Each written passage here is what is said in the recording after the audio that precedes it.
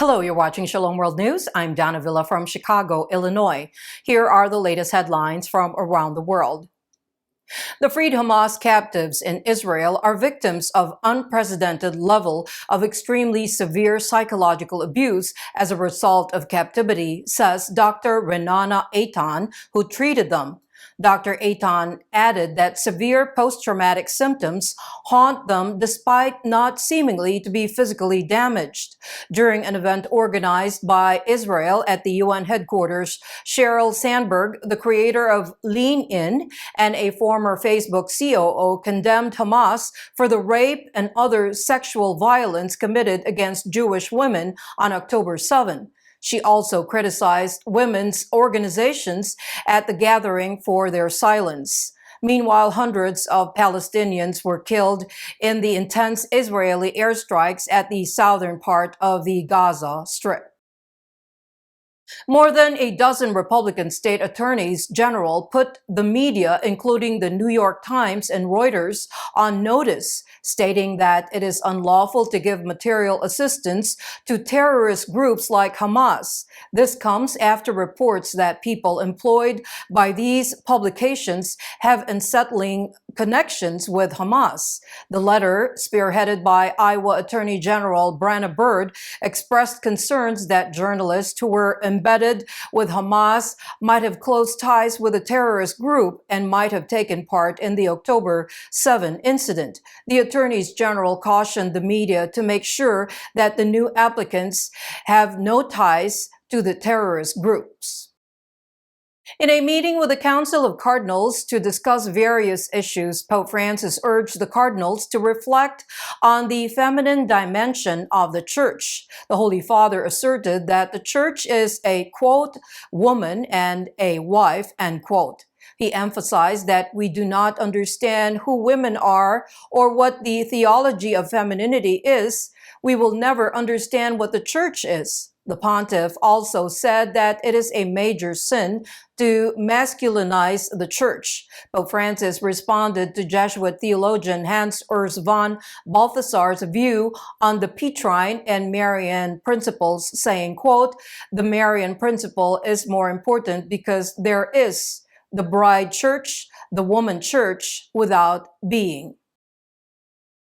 The 16-year-old woman who announced the lone wolf terror attack plans was arrested by federal agents following the discovery of explosive components from his residence. The police search also found handmade ISIS flag, ISIS and Al-Qaeda propaganda radicalization materials from his location.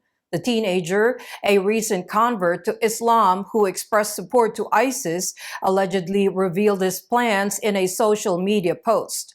Deputy Chief Dory Coran assured that there is no indication of further threats to the community at this time, and they were able to promptly address this isolated threat. Actor and producer Eduardo Versteig, currently a presidential candidate in Mexico, has taken a firm stance against the indoctrination of students in schools, specifically addressing books that promote gender ideology. In a post shared on social media on December 4, Versteig said that if the people give him an opportunity to be the president of Mexico, he will not allow LGBT ideologies to contaminate the nation. He vehemently opposed propaganda in public spaces and adoptions that deprive children of having both a father and a mother. The general elections in Mexico is scheduled to be taking place in June of 2024. Versteig, a devout Catholic, is running as an independent candidate.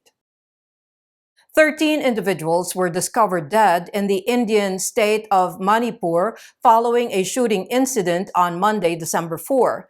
Gunfires were exchanged between the two unknown groups in Liteto village in Tengnopal district.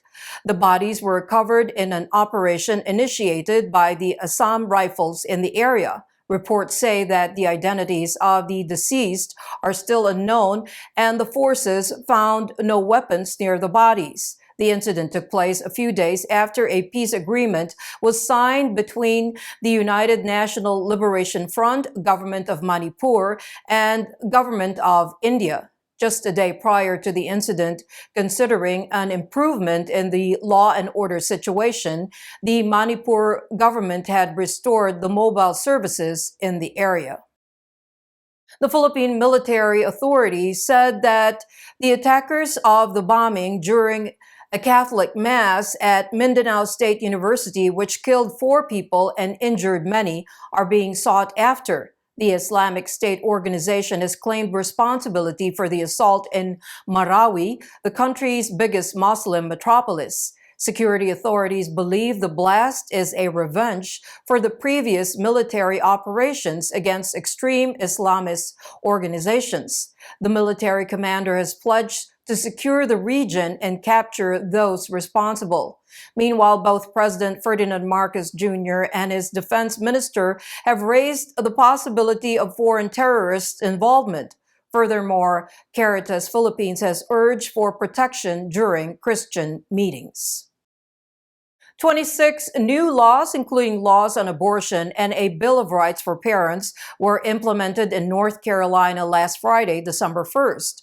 The Care for Women, Children, and Families Act restricts abortions after 12 weeks of pregnancy with limited exceptions. The previous law allowed abortions up to 20 weeks, with exceptions for rape and incest, and up to 24 weeks for life-threatening fetal anomalies.